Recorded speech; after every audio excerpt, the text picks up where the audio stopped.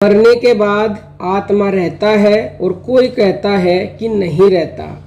इस संबंध में आज बात करेंगे और ये बहुत ही गूढ़ रहस्य है।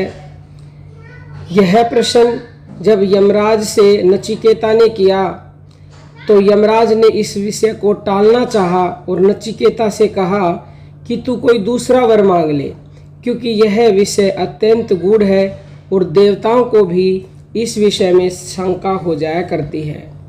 नचिकेता कोई सामान्य जिज्ञासु नहीं था, अतः विषय की गूढ़ता को सुनकर उसका उत्साह कम नहीं हुआ, बल्कि उसकी जिज्ञासा और भी प्रबल हो उठी। वह बोला कि इसीलिए तो इस विषय को मैं आपसे जानना चाहता हूँ, क्योंकि इस विषय का उपदेश करने वाला आपके समान और कौन मिलेगा। इस पर यमराज ने पुत्र पौत्र, हाथी घोड़े, सोना चांदी, विशाल भूमंडल, दीर्घ जीवन, इच्छा अनुसार भोग, अनुपम रूप लावण्य वाली स्त्रियां तथा और भी बहुत से भोग जो मनुष्य लोक में दुर्लभ हैं उसे देने चाहे, परंतु नचिकेता अपने निश्चय से नहीं टला। वह बोला, हे यमराज, ये भोग कल रहेंगे या नहीं। इस प्रकार के संदेह से युक्त हैं, अर्थात अस्थिर हैं और संपूर्ण इंद्रियों के तेज को जीर्ण कर देते हैं। यह सारा जीवन भी सवलप यानी कि बहुत कम ही है। अतः आपके वाहन, हाथी घोड़े और नाच गान आप ही के पास रहे, मुझे उनकी आवश्यकता नहीं है। नचिकेता की इस आदर्श, निष्काम भाव और दृढ़ निश्चय को देखकर यमराज बहुत ही प्रसन्न हुए और उनकी प्रशंसा करते हुए बोले, हे नचिकेता, तूने प्रिय अर्थात पुत्र, धन आदि इष्ट पदार्थों को और प्रिय रूप अप्सरा आदि लुभाने वाले भोगों को आसार समझकर त्याग दिया, और जिसमें अधिकांश मनुष्य फंस जाते हैं, डूब जाते हैं, उस धनिकों की निंदित गति को तूने स्वीकार नहीं किया। धन्य है तेरी निष्ठा। जो मूर्ख धन के मोह से अंधे होकर प्रमाद में लगे रहते हैं, उन्हें परलोक का साधन नहीं सूझता। यही लोक है, परलोक नहीं है। ऐसा मानने वाला पुरुष बार बार मेरे चंगुल में फंसता है, यानी कि जन्मता और मरता है।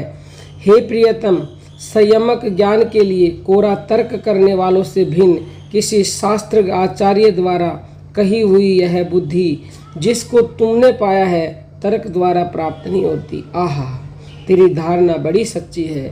हे नचिकेता, हमें तेरे समान जिज्ञासु सदा प्राप्त हो। हे नचिकेता, तूने बुद्धिमान होकर भोगों की परम अवधि, जगत की प्रतिष्ठा, यज्ञ का अनंत फल, अभय की पराकाष्ठा, सतुत्य और महती गति तथा प्रतिष्ठा को देखकर भी उसे धैर्य पूर्वक त्याग दिया। शाबाश नचिकेता, शाबाश। इन वचनों से इस विषय की महत्ता तथा उसे जानने के लिए कितने उच्च अधिकार की आवश्यकता है, यह बात यहाँ पता चलती है।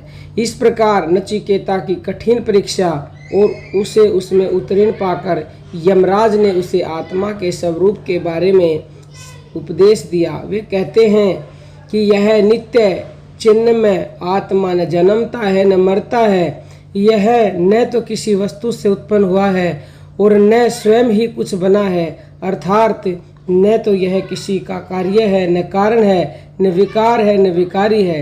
यह अजन्मा, नित्य, सदा से वर्तमान, अनादि, शाश्वत, सदा रहने वाला, अनंत और पुरातन है तथा शरीर के विनाश किए जाने पर भी नष्ट नहीं होता। इस वर्णन से आत्मा की अमरता सिद्ध होती है।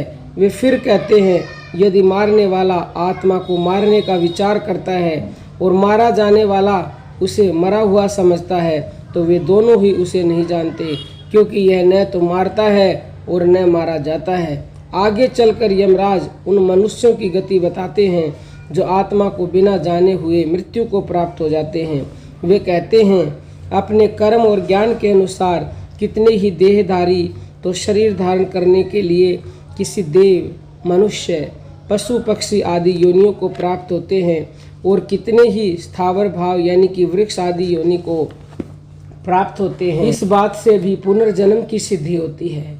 गीता में भी प्रलोक तथा पुनर्जन्म का प्रतिपादन करने वाले अनेक वचन मिलते हैं। उनमें से यहाँ कुछ हम आपको बताएंगे। गीता अध्याय 2 में भगवान अर्जुन से कहते हैं, न तो ऐसा ही है कि मैं किसी काल में नहीं था, तू नहीं था, अथवा ये राज लोग नहीं थे, और न ऐसा ही है कि इससे आगे हम सब नहीं रहेंगे।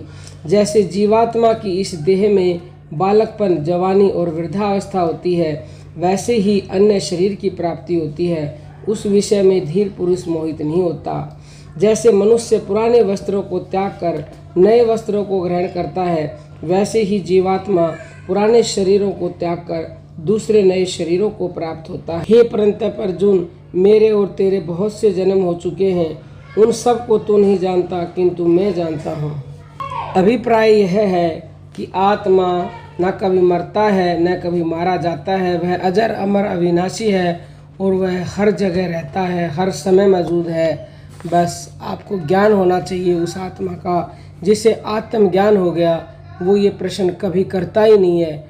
वही जो है सिद्ध संत माना जाता है, जिसे आत्मज्ञान हो गया है। और उसके बाद फिर ब्रह्म ज्ञान भी हो जाएगा। पहले आत्मज्ञान तो प्राप्त कीजिए सच्चे संतों की शरण में जा कर के।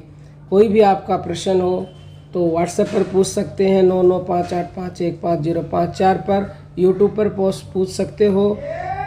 और साधना को तेज़ी से बढ़ाना चाहते हो तो साधना किट ऑर्डर करने के लिए भी व्हाट्सएप नंबर पर मैसेज कीजिएगा, जो कि बहुत ही सस्ते दामों में और अभिमंत्रित भी किया हुआ है, आपके घर पहुंच जाएगा। तो अभी हम अपनी वाणी को विराम देते हैं। सभी साधकों को जय श्री राम।